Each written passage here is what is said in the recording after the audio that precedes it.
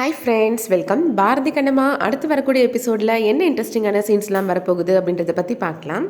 பாரதி காரில் போயிட்டுருக்கிறாரு. இப்போ அந்த காருக்கு முன்னாடி ஒரு ஆட்டோ போகுது. அதில் கண்ணம்மாவும் ஒரு பையனும் பேசிட்டு போகிறத பாரதி பார்க்குறாரு.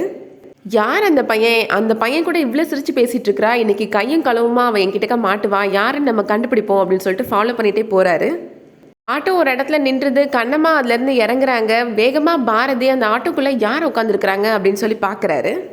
பார்த்த உடனே பாரதிக்கு அதிர்ச்சி ஆயிடுது. ஏன்னா அவர் எதிர்பார்த்த மாதிரி கண்ணம்மா ஒரு பையன் கூட பேசிட்டு வரல, அது ஒரு பொண்ணு தான். பாரதி பார்த்த உடனே என்ன இந்த பக்கம் அப்படின்னு சொல்லி கண்ணம்மா கேட்குறாங்க. இல்லை, சும்மா தான் வந்தேன் அப்படின்னு சொல்லிட்டு பாரதி சமாளிக்கிறாரு.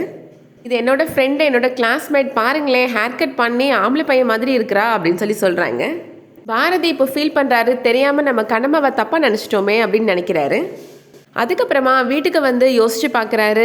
என்னோட கண்ணுக்கு மட்டும் கண்ணம்மா ஏன் தப்பாக தெரியுறா? மற்ற எல்லாருக்குமே அவன் நல்லவளாக தானே தெரியுறா? ஒருவேளை கண்ணம்மாவை நான் தான் தப்பாக புரிஞ்சுக்கிட்டேனோ அப்படின்னு சொல்லி யோசிக்கிறாரு. அந்த டைமில் கரெக்டாக வடிவு அங்கே வராங்க. உங்ககிட்டக்க ஒரு விஷயம் பேசலான்னு தான் வந்தேன், தப்பாக எடுத்துக்காதீங்க அப்படின்னு சொல்லி பேச ஆரம்பிக்கிறாங்க. கண்ணம்மா உண்மையிலே குணத்தில் தங்கம் மாதிரி. தனித்தனியாக பார்த்தா நீங்கள் 2 பேருமே ரொம்ப நல்லவங்க தான். உங்கள் 2 பேருக்கும் ஏதோ ஒரு மிஸ் அண்டர்ஸ்டாண்டிங் ஆயிருக்கு, அதை மட்டும் சரி பண்ணிக்கோங்க அப்படின்னு சொல்லி சொல்கிறாங்க. கண்ணம்மாவுக்கு நீங்கள் 2வது வாய்ப்பு கொடுத்து பாருங்கள், அதுக்கப்புறம் தான் அவங்கள நீங்கள் ரொம்ப நல்லா புரிஞ்சுப்பீங்க அப்படின்னு சொல்லி அட்வைஸ் பண்ணுறாங்க. மறுநாள் காலையில் பாரதி கிளினிக்கு கிளம்புறாரு. கண்ணம்மா பாரதிக்கு லஞ்ச் கொண்டு வந்து கொடுக்குறாங்க.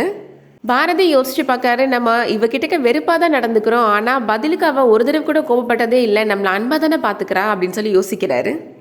அப்போ பாரதிக்கு அவரோட ஆஃபீஸ் ஸ்டாஃப் சொன்ன கோவில் ஞாபகத்துக்கு வருது. நம்மளும் அந்த கோவிலில் போய் பொங்கல் வைக்கலாம் அப்படின்னு சொல்லி முடிவு பண்ணுறாரு பாரதி. கண்ணம்மாவை கூப்பிட்டு சொல்கிறாரு, செங்கல்பட்டு பக்கத்தில் ஒரு கோவில் இருக்குதா, அங்கே நம்ம போயிட்டு வந்துடலாம், பொங்கல் வருதில்ல அப்படின்னு சொல்லி சொல்கிறாரு.